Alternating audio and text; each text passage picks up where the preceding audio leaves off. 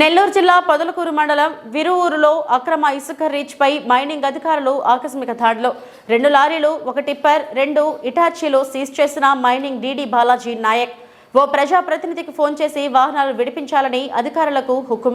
నెల్లూరు జిల్లా సర్వేపల్లి నియోజకవర్గం పొదలకూరు మండలంలోని విరువూరు గ్రామ పంచాయతీ పరిధిలో పెన్నా నదిలో అక్రమంగా నిర్వహిస్తున్న ఇసుక రీచ్ పై మైనింగ్ అధికారులు ఆకస్మిక దాడులు నిర్వహించారు.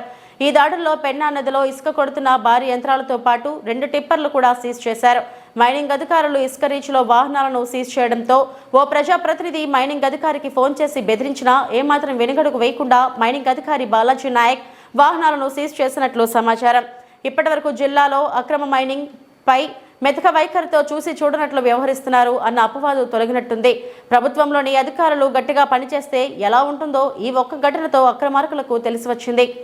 నెల్లూరు జిల్లా deputy director mines and geology ఈరోజు సర్ప్రైజ్ శాండ్ విజిట్స్ డీసిల్టేషన్ పాయింట్స్లో భాగంగా పోతిరెడ్డిపాడు, సంగము, సూరాయిపాలెంలో ఉన్నటువంటి ఇసుక రీచ్లు, ఇసుక డంప్ యార్డ్లు ఇన్స్పెక్షన్ చేసి తిరిగి నెల్లూరు వెళ్తుండగా లారీలు లోపలికి వస్తున్నట్టు గమనించి విరువూరు లోపల రీచ్లోకి వచ్చాము. ఇక్కడ రీచ్ ఆథరైజ్డ్ రీచ్ లేదు, ఈ రీచ్ కోర్టు స్టే ఉంది, అయినను ఇక్కడి నుంచి అక్రమంగా తరలిస్తున్నారని గమనించి 2 టాటా హిటాచీలు, 2 లారీలు, 1 టిప్పరు లోడ్తో ఉన్నటువంటివి నిలుపుదల చేసి సంబంధిత పోలీస్ అధికారులకు, రెవెన్యూ అధికారులకు సమాచారం ఇచ్చామండి. వాళ్ళు వస్తే ఈ వెహికల్స్ తీసుకెళ్లి సీజ్ చేస్తాం. అక్కడే ఉన్నాయి సార్.